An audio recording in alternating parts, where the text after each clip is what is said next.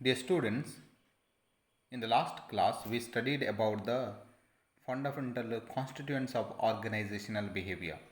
What all things form the organizational behavior subject or the main contents that are included in the organizational behavior subject. For example, we studied that individual behavior, group behavior, job and technology, environment. These things make the subject called organizational behavior.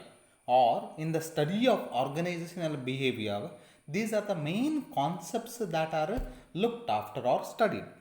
So today we are going to study the fundamental concepts of organizational behavior or assumptions of organizational behavior.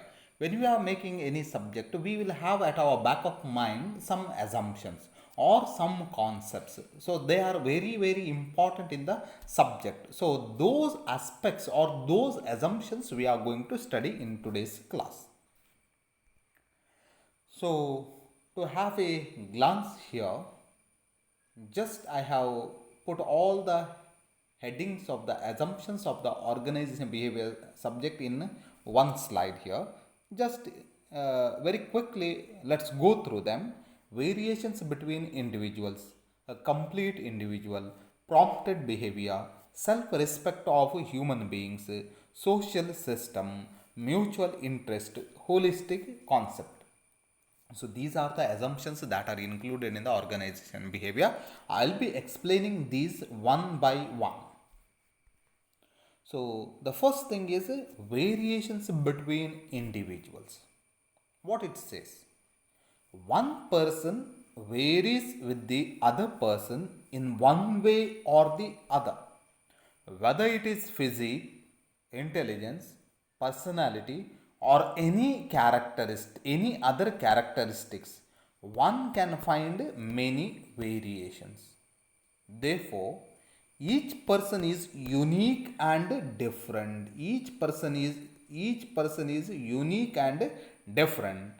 It is because of these variations or differences between individuals that organizational behavior always starts with an individual. Without individuals, there will be no groups. Thus, only an individual can bear responsibilities and can make decisions. Now, in simple, I want to explain you this assumption that variations between individuals. It means one person is different from the other. Have you seen the same person, same two persons? No. They will differ in one way or the other. In whole world today, around 7 billion people are there. And in that 7 billion people, you will never find a same like two people. Even the identical twins, they differ in some or the other way. And absolutely in the behavior matters. So, people differ physically, intellectually, personality, characteristic, behavior. In one way or the other, no two people are the same. This is what the assumption of organization behavior. Because there are differences in among the people, you require to study the organizational behavior because to understand the behavior each and every person. Otherwise, generally you would have made, oh, human beings behave in this way. And you could have had a particular strategies to deal with them. But today you can't apply a single strategy to deal with the human beings because each person differs in one or the other way. So that's why in the organizational behavior, the basic study is made of the individuals. That I said in the last class, the fundamental constituent is a individual behavior. So organizational behavior consists of one of the assumption that first basic it is considers individuals differ. Let's move with the second assumption. A second assumption is a complete individual. With the appointment of an individual, there come along with her skills, her likings and disliking, social background, arrogance, and preconception. The family life of an individual cannot be detached from his or her work life. Therefore, Managers always try to make the workplace a home away from home. So, what it says? A complete individual. That means whenever you are appointing a person to your organization or enterprise, it's very important to be aware that when he is coming whole. He is coming whole means he is coming with his language, he is coming with his culture, he is coming with his religion, he is coming with his skills, he is coming with his knowledge, he is coming with his likings, he is coming with his behavior, he is coming with his social background, he is coming with the arrogance, he is coming with the perception. So that means whatever he is including, with everything he comes. Now, when you say human body, you can't say that human body without hand. So, human body includes hands, human body includes legs. So, whatever that is required for a human body, everything is there. That you call it human body.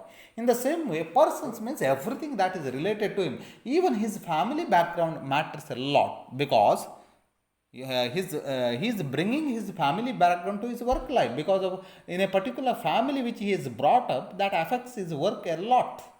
And family, whatever is happening in the family also affects the work a lot. Therefore you are bringing a whole person.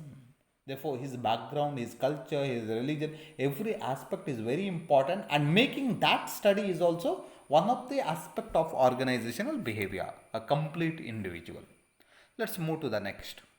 So prompted behavior, what it says, prompted behavior, what it means. Prompted means a behavior is prompted.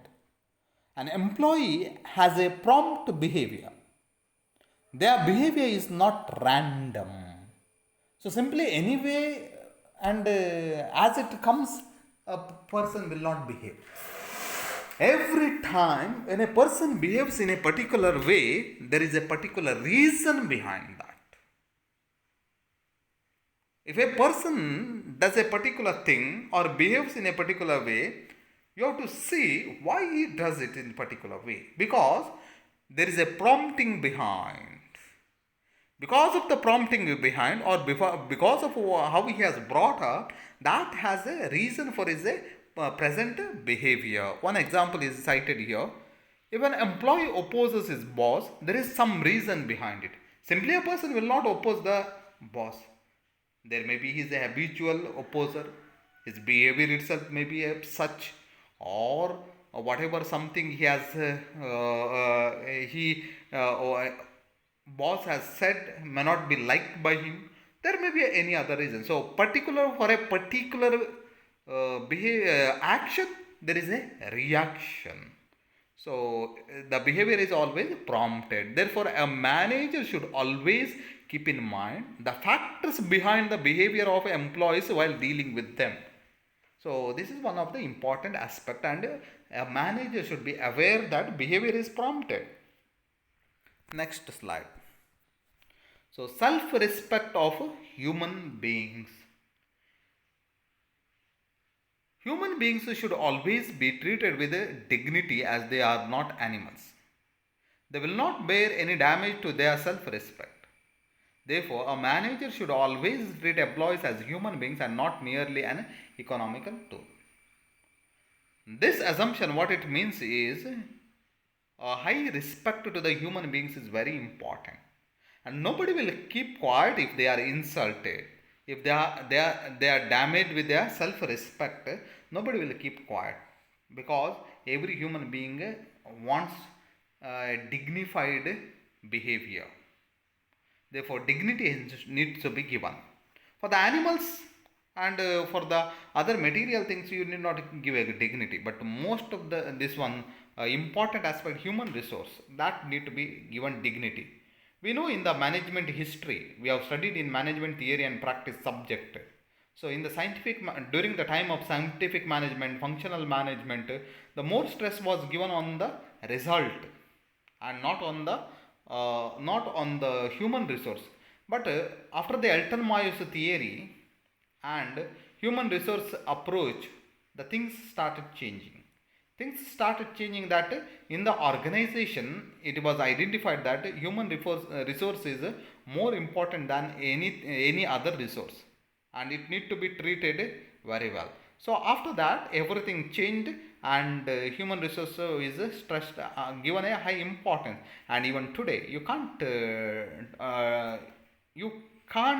treat a human being as just a economic tool, as an instrument of your work. Rather, a dignified respect has to be given to every human being, that means every employee who is involved or who is working in your organization. This is another assumption that organization behavior makes. Next, organization is a social system.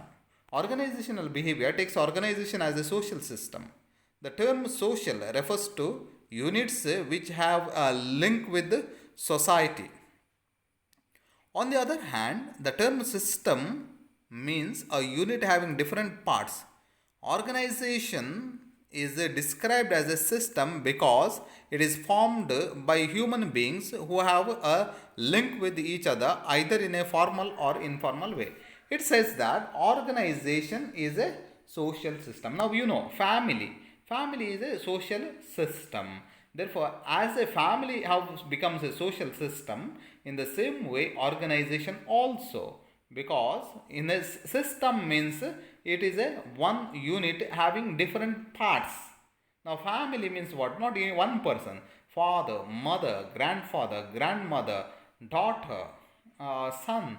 So everybody including becomes a family, a unit. In the same way, organization means there are a various kinds of the people who are included, and they have a different roles. In the family, you see that father has a different role, mother has a different role, grandfather has a different role, grandmother has a different role, and the children have a different role. In the same way, in the organization, it is a combination of many people but having a different roles. Therefore, it is one unit, and it is a social system because it is a living beings included. Human beings are brought together. Therefore, organization is a social system. This is also one of the assumptions of the organization behavior. Let's move with the another. That's common or mutual interest. So, in every organization, there are two parties. One is employees and the other is organization. Both of them need each other. It means they both have some common or mutual interest. The employees, on one hand, cannot achieve their objectives in the absence of organization, and organization, on the other hand, cannot accomplish its objectives without the help of employees. Therefore, both the parties should work together to achieve the objectives and making an organization successful. What it says is it's a mutual give and take. So employees can't say that it's because of because of us organization is there. Neither the organization that managers, the managing body can't say it's because of us employees are there. Both are of high importance. For the organization, employees are important, and for the employees, organization is important. If there was no organization, these employees have no job. For the organization management board, if these employees are there, they have a trouble. Therefore, it is a mutual. And since they both are in need of each other, now management body needs the employees, and employees needs the management body and the organization. Therefore, both should strive to achieve the common interest, and common interest is the goals that are set by the organization. Every organization works to achieve the goals that are set. Therefore, the management body as well as the employees should strive to achieve the goals that are set, and when both are working with mutual interest, when both are working with the common goals, then automatically organization will be very successful. This is one of the important assumption that common or mutual interest exists in the organization. And finally, we have a holistic concept. Organizational behavior can be regarded as a holistic concept when the six fundamental concepts as discussed above are combined together. This concept takes a relationship between human beings and organization as a complete individual, a complete group, a complete organization, and a complete social system. Organizational behavior examines the behavior of individuals and factors influencing their behavior in terms of a particular situation rather than in terms of an unapproachable consequence or a problem. A holistic concept, it includes all the assumptions that we have made. So this concept takes a relationship between human beings and the organization. So organization we can't say that it is exclusive of human beings. So human beings are coming together, then only it becomes a organization. So organization is a complete individual, a complete group, a complete organization, and a complete social system. Therefore organization becomes complete when human beings involved in itself. Therefore it is a holistic concept. So dear students, today I will be closing here, and I hope that you have understood the fundamental concepts or the assumptions of organizational behavior. And tomorrow I will be moving with another topic, that is contribution of various disciplines of organizational behavior. For the time being, you just go through the assumptions of organizational behavior. Thank you.